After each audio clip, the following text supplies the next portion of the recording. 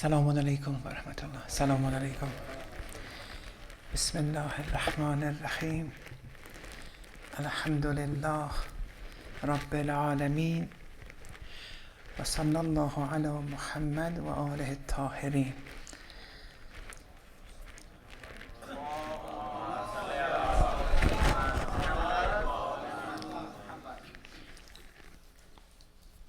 The discussion is in relation to self-recognition, as the title was given, and that is a translation of the term ma'rifatun nafs. It's a kind of irfan, ma'rifa, gnosis of the soul. This is a tariqah. Today and tomorrow I want to open up this tariqah. It's very important. Allama Tabatabai has opened this up in one of his works, and it has different aspects to it, and inshallah we'll benefit from it with a few practical procedures too as we proceed, inshallah, especially tomorrow. Chapter 5, verse 105. Ya ayyuhalladhina amanu, O you who believe, alaykum anfusakum, observe, pay heed to, be attentive to, observe your souls. La yadurrukum man dhalla idha ihtadaytum. One who has gone astray will not harm you if you are guided. Ilallahi marji'ukum jami'a. Towards Allah is your return, your place of return is towards Allah, all of you. This verse has two important degrees of knowing the self. And the second one is the main axis of this discussion. But we'll go through the first because it's beneficial, it's important. Observe your souls. In what way? There are different ways. In this first aspect, there's a discussion and difference between theologians and the Urafa as to whether man is a social animal or an individual animal. The theologians usually say man is a social being. The Urafa believe that man is an individual being. The identity of man does not lie in his being a social being. He's individual. And it's the soul. Man is his or her soul. That's it. Nothing else. What does that mean? And why do we have to be heedful and attentive to this reality? What difference does it make to us? In the Quran, there are many verses that highlight this individual nature of man. In chapter 19, verse 95, وَكُلُّهُمْ آتِيهِ يَوْمَ الْقِيَامَةِ فَرْدًا, that all of them will come to him, Allah, on the day of resurrection, farda, individually. Everyone to themselves. Your hereafter, it's only you. No one else. Everyone's hereafter is only theirs. It's you, and the actions that you did will manifest before you. That doesn't mean you won't see your father, mother, friends, and other enemies depending on what you've created for yourself. The hereafter is a manifestation of your actions in this dunya. Like in your dreams, it's only you. Your soul is dreaming. There's no one else. It's only you. But in your dreams, you see your mother, father, brother, sister. You see an animal attacking you, or you see good things. But it's only you though. During the day, whatever you did will be manifested in your dreams. The relationship between what you did during the day and in your dreams is like the relationship of what you did in the dunya after 90, 100 years and the hereafter. The hereafter is just a manifestation of the actions that you've done. But it's only you though. It's only you, your soul. In another verse, chapter 35, verse 18, I think it's written here. وَلَا تَزِرُ وَازِرَةٌ وِزْرَ أُخْرَى. No bearer of burdens will bear the burdens of another. Have that in mind. Keep that on one side. That will be understood in a minute. In chapter 17, verse 7, إِنْ أَحْسَنْتُمْ أَحْسَنْتُمْ لِأَنفُسِكُمْ وَإِنْ أَسَأْتُمْ فَلَهَا. It's a Quranic principle. If you do good, a good deed, you only did good to your own soul, not to anyone else. If you did bad, you only did bad to yourself, no one else. If let's say two people, A and B, if A steals from B, A did the stealing. It's a sin. As he's sinning, he's contaminating his soul, and that contamination will be manifested in the hereafter as hell. Is B suffering or not? Because A stole $20 from B. Does B suffer too? We say no. Maybe those economists, they will say, yes, B suffered. We say, how much? They say $20. Say, okay, your criterion is dollars, is money. The criterion of the Quran though is not dollars. A stole from B. A sinned because he stole. Did B suffer or not? It depends. You can't judge right now. It depends on what happened when B lost $20. If B, on losing $20, became agitated and complained to everyone, oh, I lost $20, this, that, B has oppressed him or herself, has contaminated him or herself. B has oppressed himself. A did wrong to him or herself. How? He stole. B also, if they complain and become agitated and disturbed, oh, I've lost this, I've lost that, B also would have oppressed him or herself.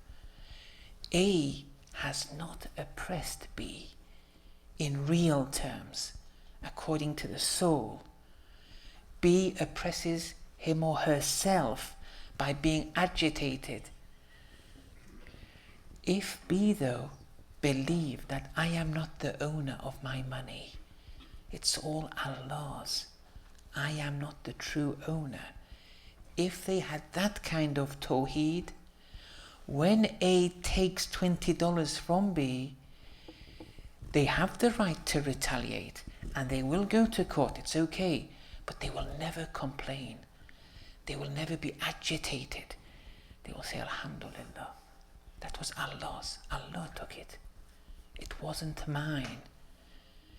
That which made B agitated was B believed it was my money, my house, my car, my job.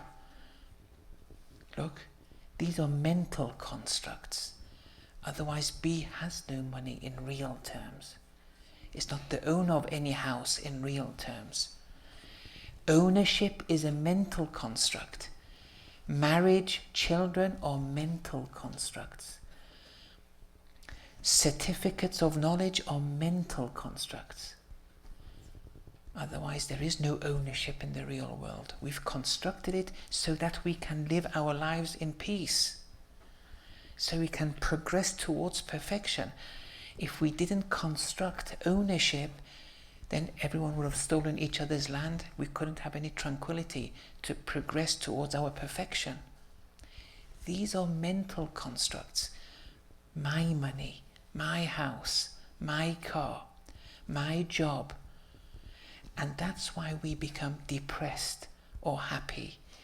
When we lose the job, since we believed it was my job, when we lose it, we become depressed. And therefore, a psychologist would deconstruct those mental constructs that one has made for him or herself. It's all an imaginary world that we've constructed for ourselves. But if B would have said, I've lost my job, it doesn't matter, Alhamdulillah.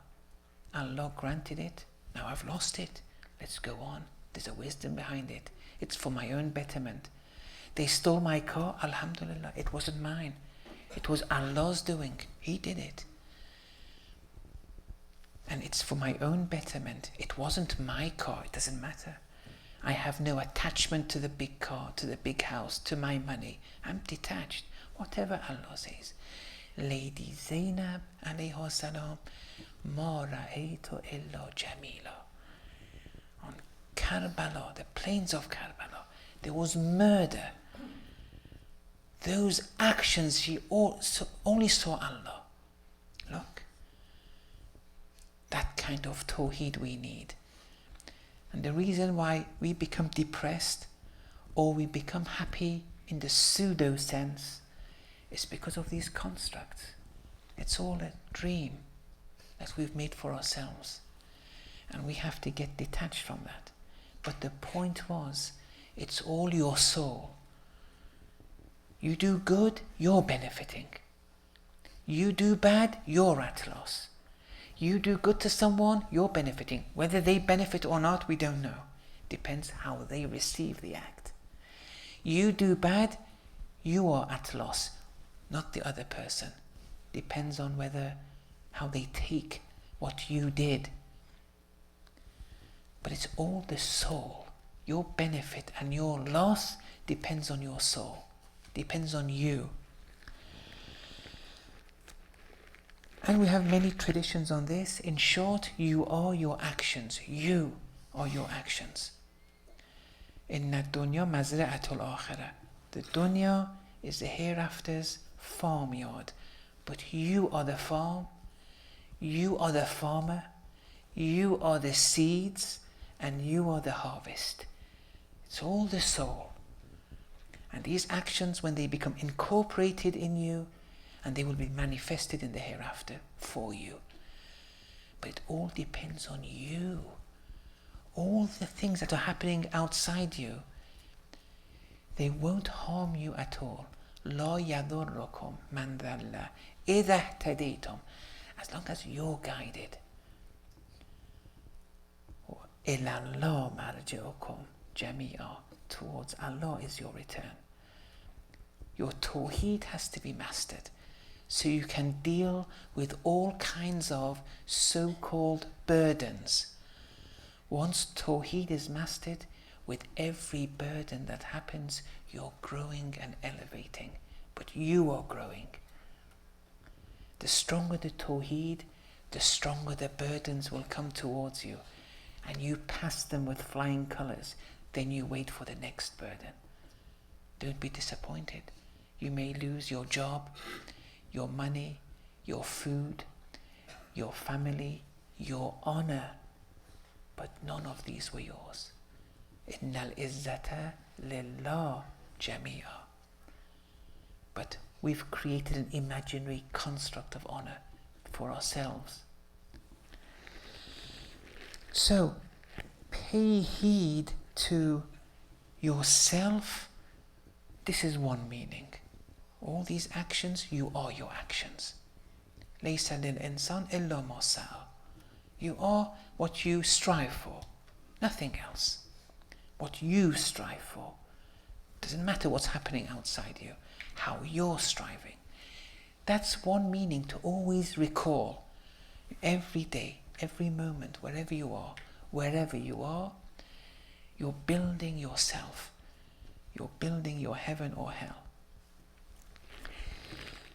However, there's a deeper meaning to alaykum anfusakum. Pay heed to or observe your souls. There's a deeper meaning here. This deeper meaning, this verse will start off with chapter 59, verses 18 and 19. Ya ayyuhalladhina amanu, O you who believe, ittaqullah, have taqwa before Allah. Wal tanzur nafsun ma qaddamat lighad. Every soul has to observe what it's preparing for its tomorrow. Every soul has to prepare for its tomorrow. After this, the verse continues, wattaqullah, again, twice. Observe taqwa before Allah. Inna Allaha khabirun bima ta'malun. Allah is all aware in relation to what you do. This is alaykum anfusakum, the first type. And we've explained that now. But then the verse says, وَلَا تَكُونُوا, don't be كَالَّذِينَ نَسُوا اللَّهِ. Don't be like those who forget Allah. We're now explaining the second type of ma'rifatun nafs. This is important now. This is the main discussion today and tomorrow. It may be a bit difficult, but I've tried to simplify it as much as I can. Wallahi, if you just be patient and get the practical prescription here, you will benefit. And since I have 2 lectures, I want to spread it out a bit. I've only given this lecture once. It wasn't in a single lecture. It was a bit compact, but I want to open this up.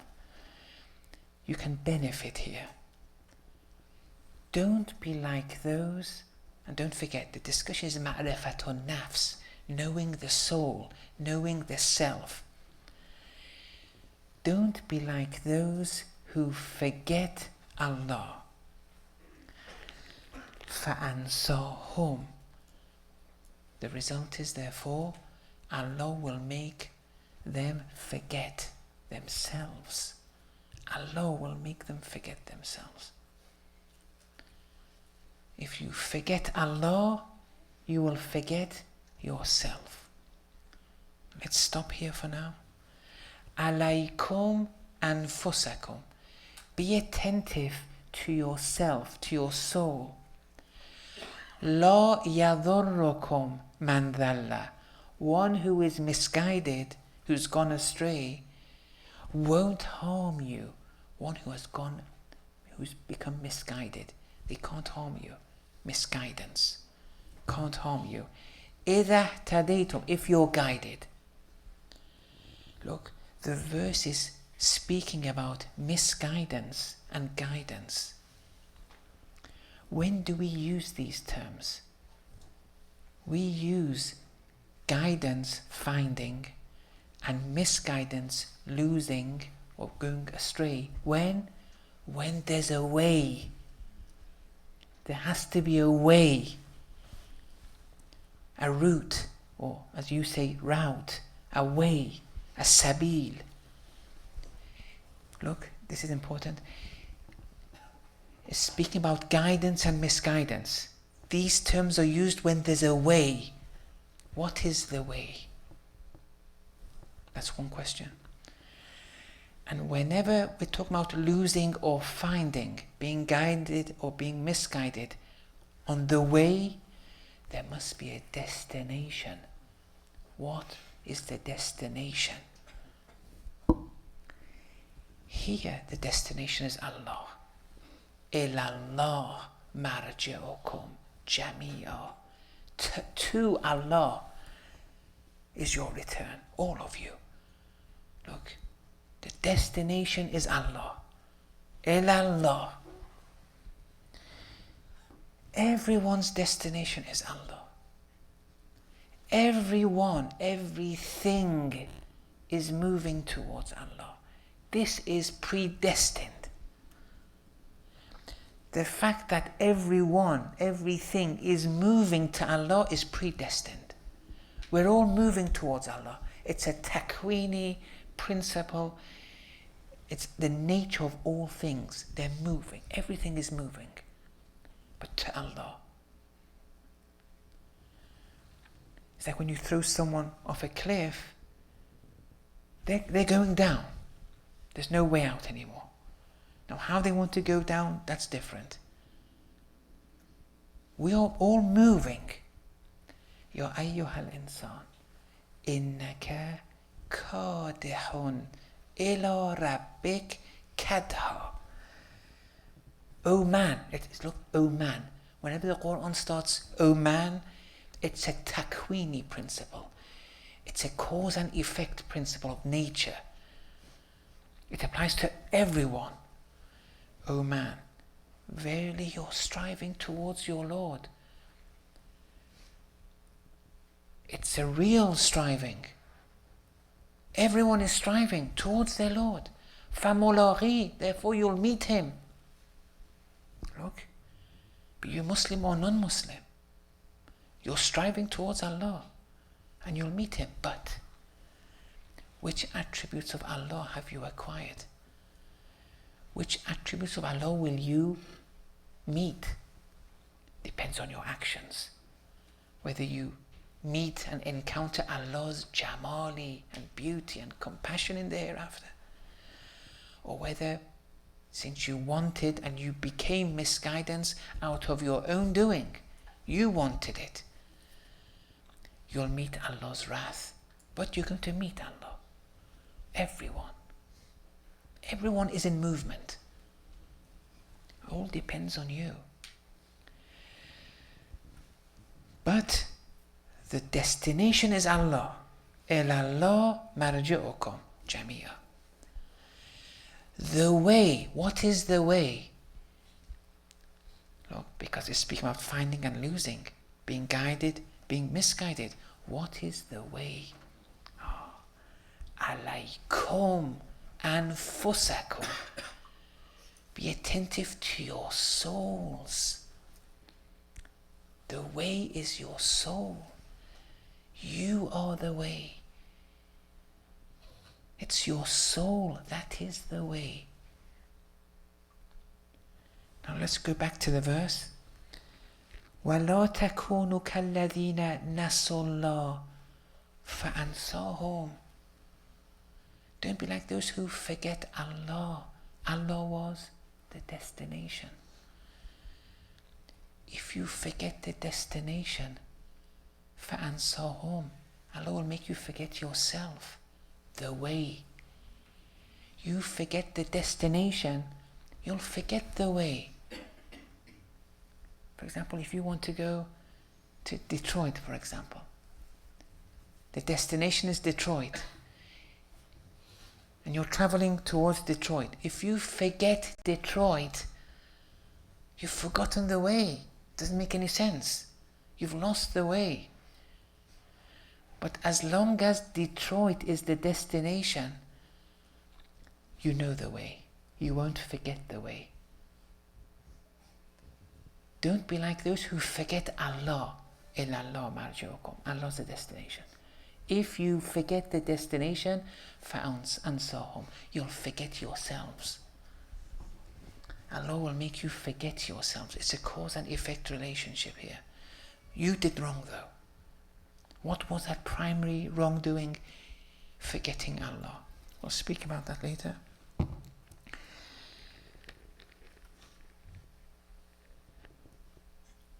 So, if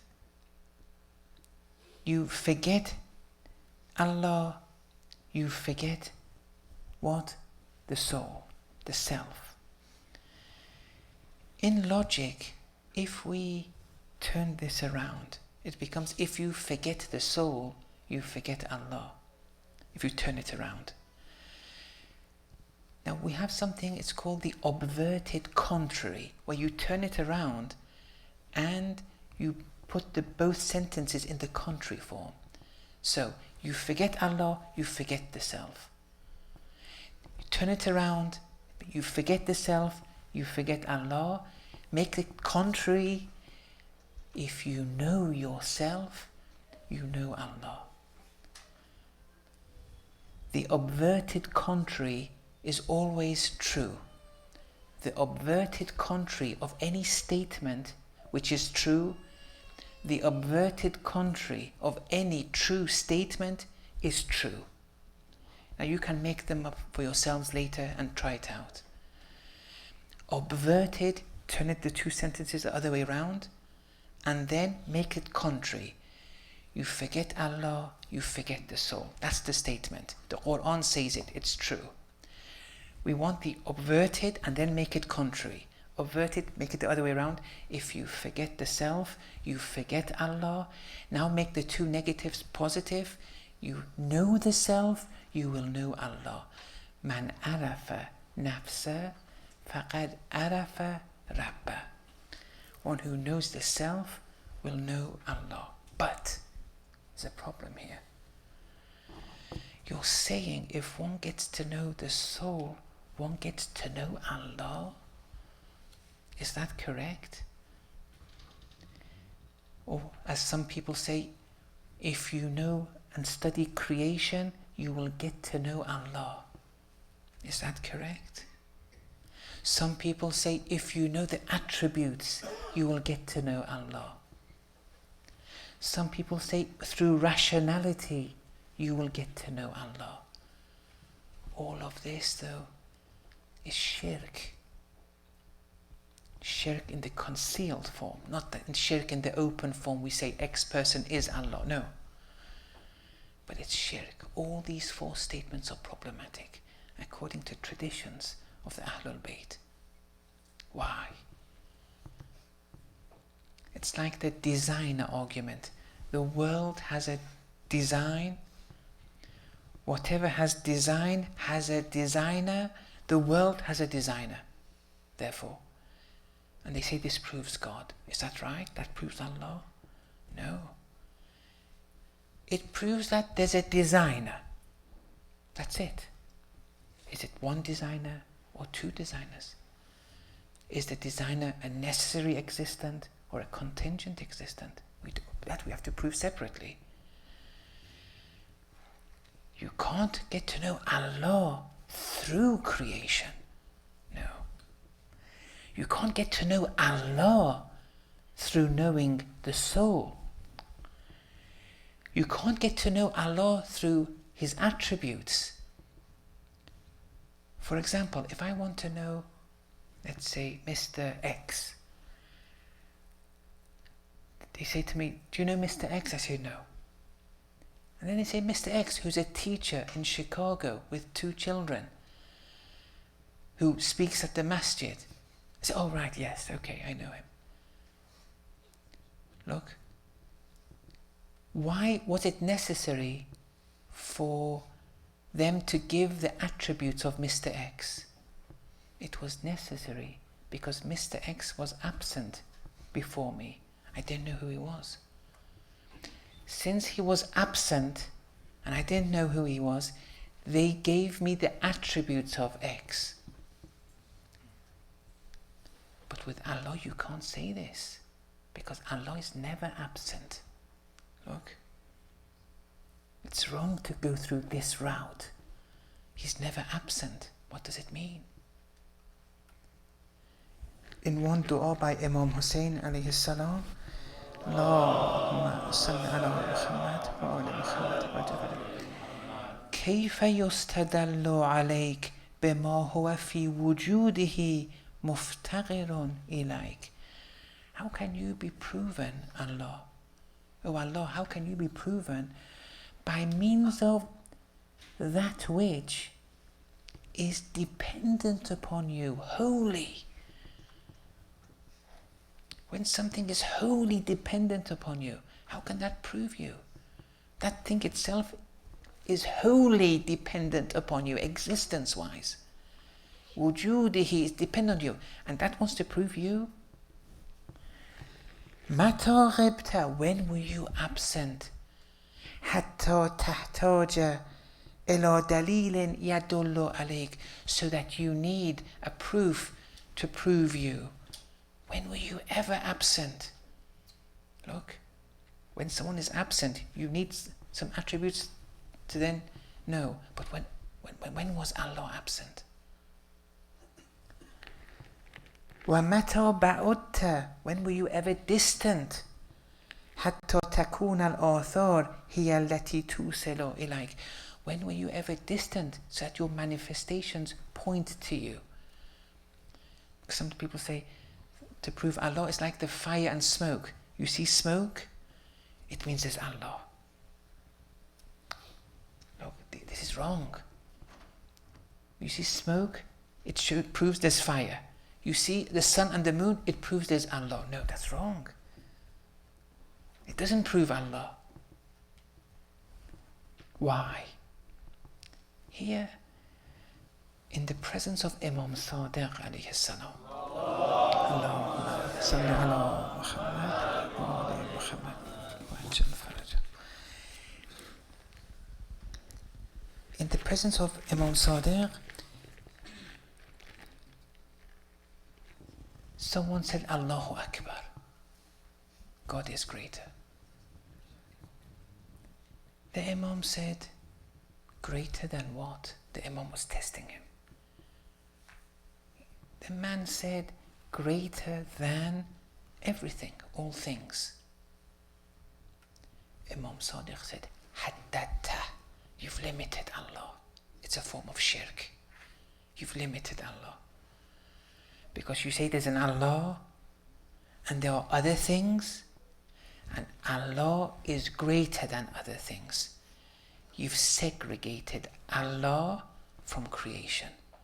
You've limited him.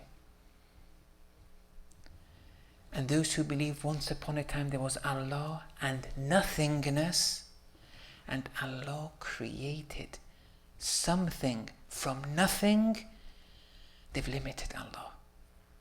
And the Urafa don't accept this either. Nothingness doesn't exist. We don't have nothingness. We only have existence. There's no beginning to creation. There's no end, because there's no beginning and end to Allah. Then you say there's Allah and nothing, and then Allah created something from nothing. That's impossible. There is no nothingness. And then let's assume there is. If something like the sun, the moon or whatever comes from nothing, that thing becomes mutually exclusive from Allah, separate from Allah. And that's limiting Allah. In another tradition, in Usulul Kafi again, when a person said Allahu Akbar, Imam Sadiq said, greater than what?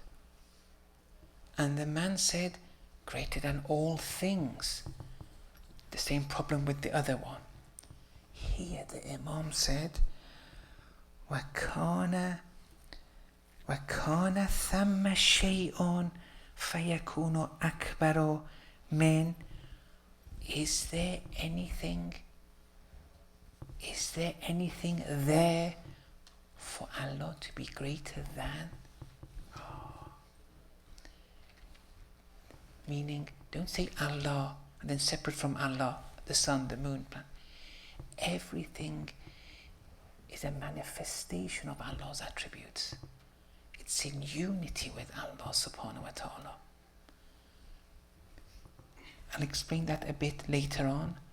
But the Imam said, is there anything there for you to say Allah is greater than? Because the man believed in this way of Tawheed. There's Allah, separate from Allah, there's sun, moon, plants, animals, and Allah is greater than each of these things. You've separated them from Allah. You've separated Allah from creation. Is there anything there for Allah to be greater than? It's all manifestations of Allah in unity with Allah. Don't cause that segregation.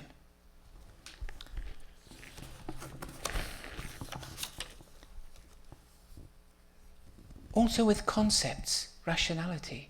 When you want to conceptualize Allah, it's shirk. It's okay.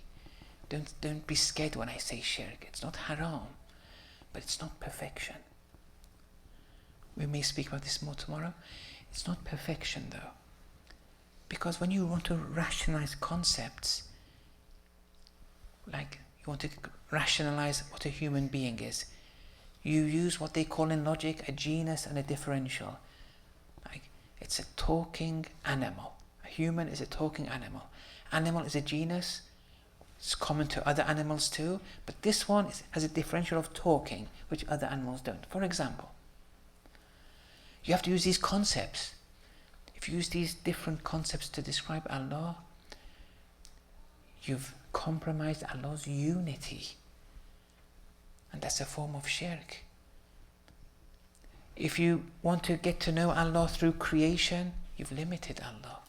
And what does it mean according to the dua of Imam Hussain alayhi salam? If you want to know Allah through attributes, was Allah ever absent? So then, when the Imam was saying all this, someone said, فَكَيْفَ سَبِيلُ التَّوْحِيدِ? So what's the way of Tawheed then? All these were shirk. Okay, so what do we have to do then? What is the way of Tawheed? The Imam said, you have to get to know the Shahid, the one who's present. You have to get to know Allah, and then get to know His attributes. Then get to know creation. Then get to know yourself. But first know Him, the all-present one. He's not absent. Get to know Him, then get to know the rest. The person said, but how do we get to know Him and then get to know the Sifat? The Imam said, first know Him, then the Sifat, and then your soul. Then the person said, how? The Imam said, don't you recall the verse of the brothers of Yusuf? When after 40 years not seeing their brother, on seeing Yusuf alayhi salam, the brothers said, قالوا إنك لأنت يوسف. You indeed Yusuf. They forgot his attributes, they forgot Yusuf's actions, everything. This 40 years has passed now. They didn't get to know Yusuf through his attributes. They'd forgotten that. They got to know Yusuf through himself. Innaka, verily you. La anta, indeed, or you. Then Yusuf. It's a very delicate point, this. Imam Sadiq is saying, get to know Allah first, then His attributes, then yourself, then everything. But you have to get to know Him first, then the rest. Like the brothers of Yusuf, they got to know the description, the name Yusuf, the attribute Yusuf. How? Innaka, very you, Yusuf. For example, look, in Arabic, when you have two definite nouns, not indefinite nouns, two definite nouns, specific nouns, not general, and you want to use a sentence, which one comes first? They say that which is known to the listener. Bring that first. For example, you all know who Ali is. You don't know who Zainab's father is. Just an example here. You know Zainab and you know and they say Zainab's father, but you don't know who Zainab's father is. You didn't know. Then on this side there's Ali. You know who Ali is. These are just general names I'm giving. You know who Ali is. You don't know who Zainab's father is. Here you would say in Arabic, Ali is Zainab's father. Ali, the subject in the sentence, the predicate is Zainab's father, is the predicate. They're both definite nouns, Ali and Zainab's father. Which one you come first? That which is known to the listener. You use Ali first, because the listener knows who Ali is. But that listener didn't know who Zainab's father was. Now they know after you tell them. But before they didn't know that this Zainab's father, it was him. Here in this verse, it says, Innaka, you are Yusuf. You see, Yusuf, it wasn't known to them. But they got to know it, through him himself. His essence. Innaka, you are you, Yusuf. Yusuf came after you. Through him, the Yusufness then followed. But first, he was known. If we want to know creation, if we want to know ourselves, if we want to know attributes, we have to know him first. That's the way. Now, here, therefore, as a result of this, man arafa nafsa, one who knows his soul, faqad arafa rabba, they know their Lord. That can't be the case. But if you look carefully in the wording, one who knows one's soul, faqad arafa, they knew their Lord. They knew. And so Ayatollah Jawadi Amli says, min qablo is hidden in the sentence. One who knows one's soul, they knew their Lord from before. Because you can't know your soul if you don't know your Lord. It's not possible.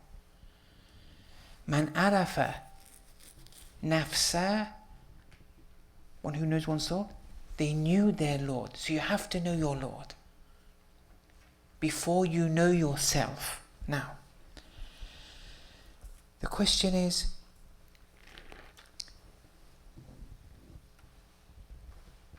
how? So far we've established there's a way, there's a destination. You have to know the destination, Allah, your Rabb, before you know yourself. That much we've established. You have to know the destination. If you don't, or if you forget, you've forgotten the way.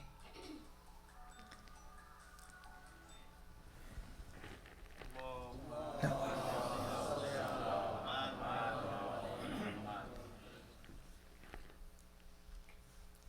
But the question is, how? Don't say if you know the way, you'll know the destination. No. You have to know the destination before. And then you'll know the way. As long as you know the destination, you know the way. You forget the destination, the way is lost. The destination being Allah, the way being the soul. How? How do we get to know Allah? How? You have to bear with me here. Bismillah ar-Rahman ar-Rahim. Alif, Lam, Mim, Ghulibat ar-Rum. The Romans were defeated. This has a historical narrative, but like all stories of the Quran, it's a story of the soul. All stories of the Quran are explaining states of the wayfarer's soul. Now look at this story and how it's explaining it. غُلِبَتِ الرُّوم. The Romans were defeated. The soul has been defeated. The soul. It's not necessarily a bad thing yet, but the soul has been defeated. في أدنى الأرض.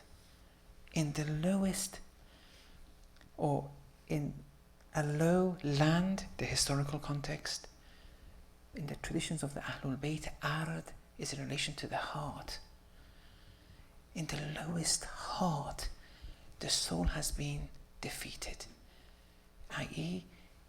the Nafsul Ammara, the Nafsul Ammara Bisu has predominated. The soul has been predominated by evil.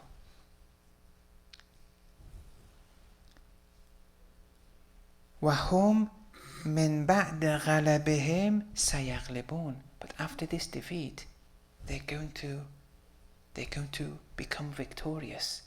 They're going to defeat that Nafsul Ammara. And that's what we want to do in spiritual wayfaring. That's what we want to do for Ma'rifatun Nafs. So far the Nafs has been defeated, but we want to overcome this. في بضع سنين. They will become victorious in a number of years. It takes time. Now the protocols are starting. لله الأمر من قبل ومن بعد. In unity with Allah is the command, is the matter. All things. It's in unity with Allah from before and after. See Allah from the beginning to the end. That's one. وَيَوْمَئِذٍ يَفْرَحُ الْمُؤْمِنُونَ. And only then the mu'minun, the believers, will rejoice when they succeed, when they overcome their defeat of the nafs. بِنَصْرِ. They rejoice in Allah's help, on getting Allah's help, incorporating it, they rejoice. يَنْصُرُ مَن يَشَاءُ. Allah helps those that want it. You have to want it to spiritually wayfare. وَهُوَ الْعَزِيزُ الرَّحِيمُ. Allah is all honorable, all merciful. You just have to make an effort. وَعْدَ اللَّهِ. The promise of Allah. لَا يُخْلِفُ اللَّهُ وَعْدَهُ. Allah doesn't go against His promise. What was His promise?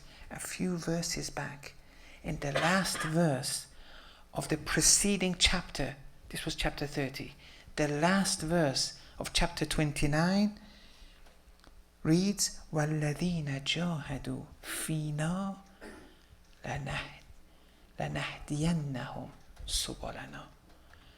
Those who strive in relation to us, towards Allah, we will most definitively guide them to our ways. But they have to strive. This is a promise. Allah's given this wa'ada. Allah doesn't go against His promise. But you have to want Allah's help. You have to strive for a number of years. And have in mind, lillah, min qablu wa min ba'd. I'll explain that in a minute. وَعْدَ اللَّهِ لَا يُخْلِفُ اللَّهُ وَعْدَهُ. Allah doesn't go against it. His promise He doesn't go against. However, وَلَكِنَّ أَكْثَرَ النَّاسِ لَا يَعْلَمُونَ. The problem is that most people, they don't know this reality. They don't know this reality. They don't believe in this reality. That were they to strive, they can reach that destination. They can succeed. And therefore they'll remain defeated. And they won't be able to defeat over the nafsul ammara. What do they know?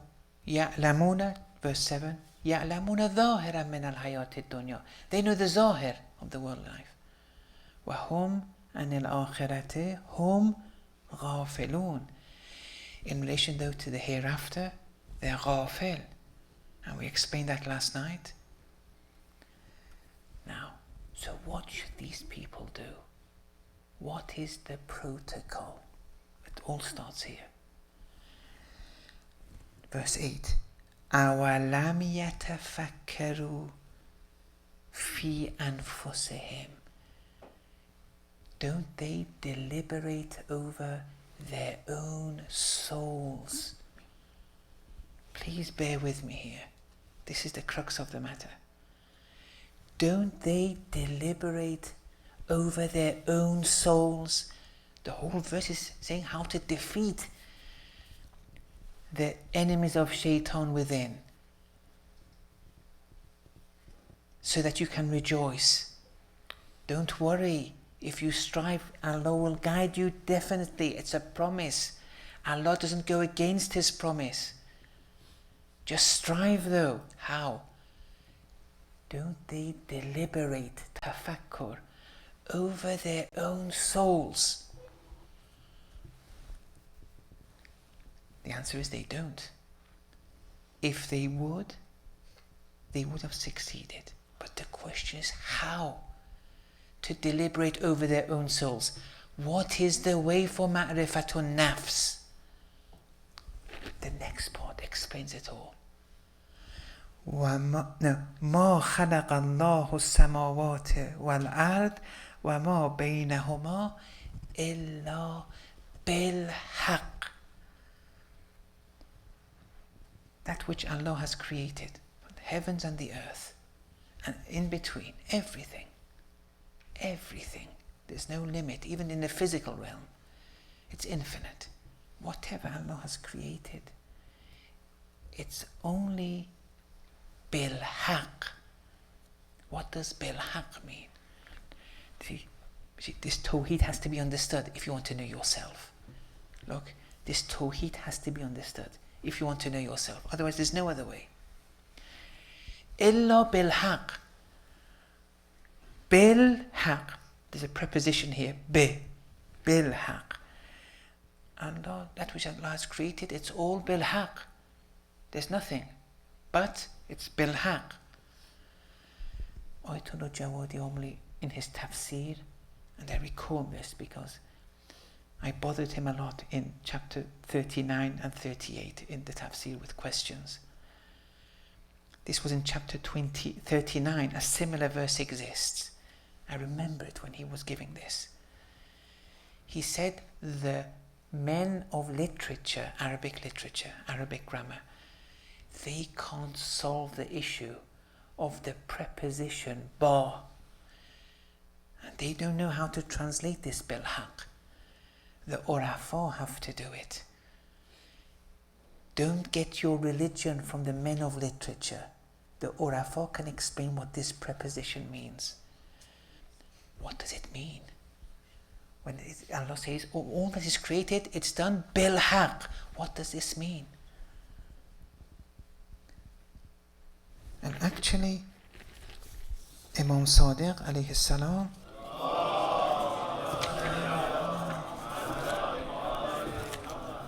when the person was asking what is the way, there, if I can find that part of the tradition, he was saying in relation to whatever is creation, see it lillah and bil-haq.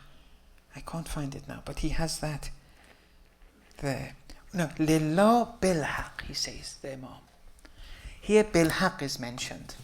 Before lillahi min qablu wa min ba'd was mentioned in chapter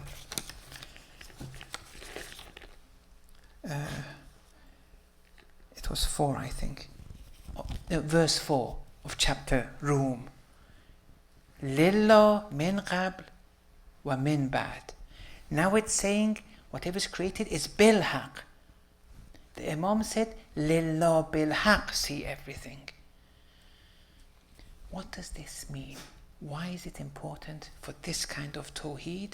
And why does this make us know our nafs? And we can't know our nafs through another way. It has to be through this way. I have to give an analogy just to make things simpler. It's not a philosophical debate right now. You imagine a clothes shop. It's all clothes there. Shirt, trousers, skirt, gloves, hat. Okay? We say the designer or the person who was making the clothes, what did they use when they were designing, making all these clothes? They used nothing but thread. It's only thread. It's only thread. We see this shirt. Someone else sees the trousers. Someone sees the gloves. Someone sees the hat. The Arif sees nothing but thread. That shirt, that trousers, gloves, the hat has no existence minus the thread. It's only thread. When the hat warms your head, is the hat warming your head or the thread? It's the thread. The hat has no existence. We've imagined it. It's only thread there. When we say the hat is beautiful, we attribute the beauty to the hat or to the thread. It's the thread. The hat has no beauty of itself, has no existence minus the thread. It's all thread there. And this creation, it's nothing but haq. Haq is one of Allah's names. Everything is a manifestation of Allah. Everything is don't say the sun is Allah. Don't say the moon is Allah. Don't say X person. No. Everything is manifesting Allah. Nothing is independent from Allah. Everything is a manifestation of Allah. Like the relationship between our mind and our thoughts. Look, those thoughts are manifestations of the mind. Those thoughts are in unity with the mind. They're not independent from the mind. They're in unity with the mind. They're not separate from the mind either. That relationship exists with Allah. Lillahi ma fis samawati wa ma fil ard. In unity with Allah is all in the heavens and the earth. It's in unity with Allah. It's manifestations of Allah subhanahu wa ta'ala. If you get to know that everything is thread, then there is no shirt, there is no trousers in real terms. In relation to ma'rifatun nafs, only when you understand this tawheed, when you say it's all Allah, kulla yawmin hu fi sha'n, all manifestations, moment to moment, is Him, Allah, in dimension. If you get to know that, if you get to know Huwal awwalu wal akhiru wal dhahiru wal batin, Allah is the first, the last, the outer, the inner of all things, like the thread was with the clothing. The shirt is all thread. It's first, it's last, it's outer, inner, it's all thread. You have that. Or فَأَيْنَمَا تُوَلُّوا فَثَمَّ وَجْهُ اللَّهِ. Whichever way you turn, there's the face of Allah. We turn, we see the sun. We turn, we see the moon. We see the person. We see the animal. We see the plant. We see the pulpit. We see the microphone. Oh, we've lost. The Quran is saying whichever way you turn, you see the face of Allah. See? Like the Arif who sees the thread. But no, we see the shirt, the trousers. Look. Otherwise, we're seeing Allah, but we're ghafil. We see the sun. It's Allah, but we see the sun. It's a manifestation of Allah. We see the sun though. We're not seeing the sun, Allah, fully. We're not seeing the moon, Allah, fully. Look, fully. Bilhaq. It's full of Allah.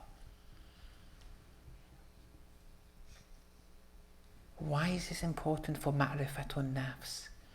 Because if this is incorporated within you, if this is acknowledged wholeheartedly, you'll get to what you are in essence. You're nothing. You are nothing. Your nafs, it's nothing.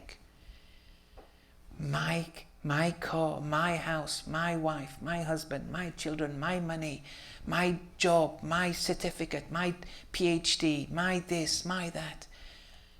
You see yourself as someone. And you attribute all this to yourself. But you, it's all Allah's. All actions return to Allah. All things return to Allah. Everything is in unity with Allah. No thing is independent from Allah. Our existence is Allah full. Bilhaq. The fabric of whatever is in the universe, it's bilhaq, its very fabric, essence is haq. Ayatollah Jawadi said. If you get to know this, then you will know that you are nothing.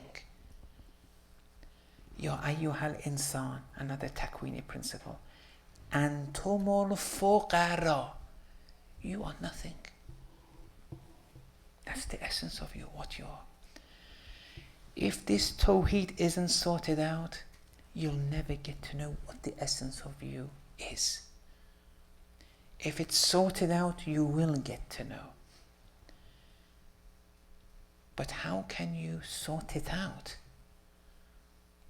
How can you acknowledge that huwa al-awwalu wal-akhiru wal-dhahiru wal-batin? How can you acknowledge this form of tawheed in order to, not academically, in order to really realize, have irfan, ma'rifah, that you are nothing? How? Academically, it's this tawheed. But how can we get to this tawheed? Inshallah, I'll explain this tomorrow. Wa sallallahu ala Muhammad wa ala tahirin.